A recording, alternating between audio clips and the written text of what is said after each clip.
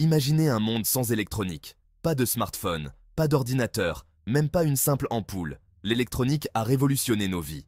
Comprendre comment les systèmes électroniques se comportent est crucial pour concevoir et optimiser ces technologies. C'est là que l'analyse des systèmes entre en jeu. Elle nous fournit des outils pour prédire et contrôler le comportement des circuits électroniques. Ce vidéo se plongera dans le monde fascinant de l'analyse des systèmes, en explorant des concepts tels que la réponse temporelle, la réponse en fréquence et la stabilité. Embarquez avec nous pour ce voyage électrisant.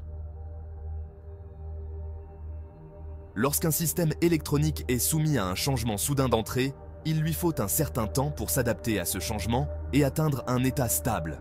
Cette période d'adaptation est caractérisée par un comportement transitoire, et la réponse du système pendant ce temps est appelée sa réponse temporelle. L'analyse de la réponse temporelle est cruciale pour comprendre la rapidité avec laquelle un système réagit au changement. Ceci est particulièrement important dans des applications telles que les systèmes de contrôle et l'électronique numérique.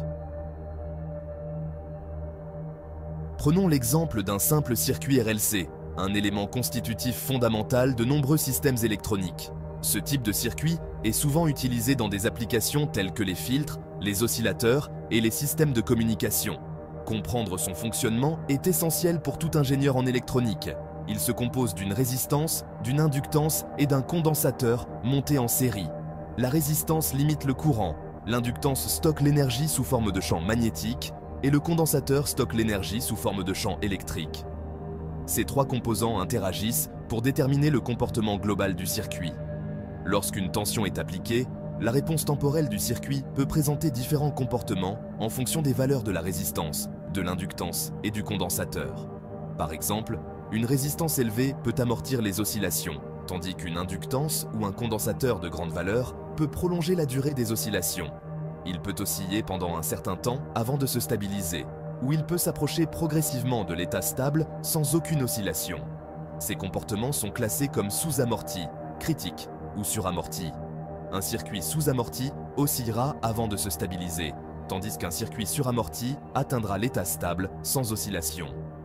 L'analyse de la réponse temporelle nous aide à concevoir des circuits ayant les caractéristiques souhaitées, tels que des temps de stabilisation rapides et un dépassement minimal.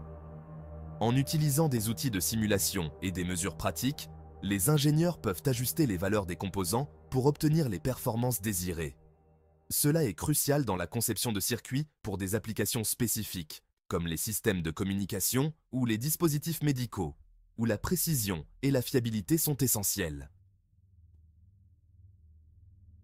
Alors que la réponse temporelle traite du comportement transitoire, la réponse en fréquence se concentre sur la façon dont un système se comporte lorsqu'il est soumis à des entrées sinusoïdales de fréquences variables. En substance, nous voulons voir comment le système réagit à différentes fréquences. Ceci est particulièrement important dans des applications telles que le traitement du signal et les systèmes de communication où les signaux sont souvent composés d'une gamme de fréquences. Comprendre la réponse en fréquence. L'exemple du filtre RC. Un exemple classique est le filtre RC passe-bas, un circuit simple qui laisse passer les signaux basse fréquence tout en atténuant les signaux haute fréquence. En analysant sa réponse en fréquence, nous pouvons déterminer sa fréquence de coupure, qui est la fréquence à laquelle la puissance du signal de sortie est réduite à la moitié de sa valeur maximale. Cette connaissance est cruciale pour concevoir des filtres qui sélectionnent les fréquences souhaitées tout en bloquant celles qui sont indésirables. Le critère de Routh-Hurwitz, prédire la stabilité. Mais comment déterminer si un système est stable ? Le critère de Routh-Hurwitz vient à notre secours. Il fournit une méthode mathématique pour évaluer la stabilité sans réellement résoudre les équations du système. Cet outil puissant permet aux ingénieurs d'analyser la stabilité de systèmes complexes en examinant les coefficients de leurs polynômes caractéristiques. Diagramme de Bode. Visualiser la réponse du système. Alors que le critère de Routh-Hurwitz fournit un moyen mathématique de vérifier la stabilité, les diagrammes de Bode offrent une représentation visuelle de la réponse en fréquence d'un système. Ces tracés représentent graphiquement l'amplitude et la phase de la sortie du système en fonction de la fréquence. En analysant les pentes, les pics et les creux de ces tracés, les ingénieurs peuvent obtenir des informations précieuses sur la stabilité et les caractéristiques de performance d'un système. Diagramme de Nyquist, une autre perspective sur la stabilité. Les diagrammes de Nyquist offrent une autre méthode graphique d'analyse de la stabilité. Contrairement aux diagrammes de Bode, qui montrent l'amplitude et la phase séparément, les diagrammes de Nyquist représentent à la fois les informations d'amplitude et de phase sur un seul tracé. Ceci est réalisé en traçant le gain complexe du système en fonction de la fréquence. Le critère de Nyquist, dérivé de l'analyse complexe, fournit alors un moyen de déterminer la stabilité en examinant l'encerclement d'un point critique par le tracé.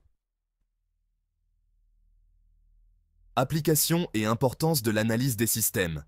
L'analyse des systèmes joue un rôle central dans pratiquement tous les domaines de l'électronique. Elle permet de comprendre et de modéliser le comportement des systèmes électroniques complexes, facilitant ainsi leur conception et leur optimisation. Dans les systèmes de communication, elle est utilisée pour concevoir des filtres, des égaliseurs et des amplificateurs qui garantissent la transmission et la réception fiable des signaux. Ces composants sont essentiels pour maintenir la qualité et l'intégrité des données transmises. Les ingénieurs utilisent des oscilloscopes et d'autres équipements de test pour s'assurer que les amplificateurs fonctionnent correctement et que les signaux sont transmis sans distorsion. L'analyse des systèmes permet de détecter et de corriger les problèmes potentiels avant qu'ils n'affectent les performances globales. Dans les systèmes de contrôle, l'analyse des systèmes aide à concevoir des contrôleurs qui régissent le comportement des systèmes, assurant la stabilité et les performances souhaitées. Ces contrôleurs sont utilisés dans une variété d'applications, des machines industrielles aux systèmes de navigation. Les tests de stabilité sont cruciaux pour garantir que les systèmes électroniques fonctionnent de manière fiable sous différentes conditions. L'analyse des systèmes permet de simuler divers scénarios et de prévoir les réponses des systèmes, assurant ainsi leur robustesse. De la conception d'amplificateurs stables à l'optimisation des performances de circuits numériques complexes, l'analyse des systèmes constitue l'épine dorsale de l'électronique moderne. Elle permet aux ingénieurs de repousser les limites de la technologie et d'innover constamment. L'analyse des systèmes est donc indispensable pour le développement de nouvelles technologies et l'amélioration continue des systèmes existants. Elle joue un rôle clé dans la recherche et le développement, permettant de transformer des idées en réalités tangibles. Conclusion. La pertinence durable de l'analyse des systèmes. À mesure que nous nous enfonçons dans le monde de la technologie en constante évolution, l'importance de l'analyse des systèmes dans l'électronique ne fera que croître. L'analyse des systèmes est une discipline qui permet de comprendre et de prédire le comportement des systèmes électroniques complexes. Comprendre comment analyser et prédire le comportement des systèmes électroniques est crucial pour concevoir la prochaine génération de smartphones, d'ordinateurs et d'innombrables autres appareils électroniques qui façonnent notre monde. Les ingénieurs utilisent des outils sophistiqués et des techniques avancées pour s'assurer que ces appareils fonctionnent de manière optimale et fiable. Ces appareils ne sont pas seulement des gadgets, ils sont devenus des éléments essentiels de notre vie quotidienne, facilitant la communication, le travail et même les loisirs. Alors que nous nous dirigeons vers un avenir de plus en plus interconnecté et axé sur la technologie, les principes de l'analyse des systèmes resteront sans aucun doute des outils essentiels dans l'arsenal de tout ingénieur et passionné d'électronique. Les villes intelligentes, les véhicules autonomes et les maisons connectées sont quelques exemples de domaines où l'analyse des systèmes joue un rôle crucial.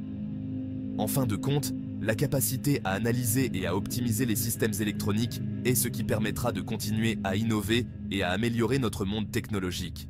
C'est cette pertinence durable de l'analyse des systèmes qui garantit que nous pourrons relever les défis technologiques de demain avec confiance et compétence.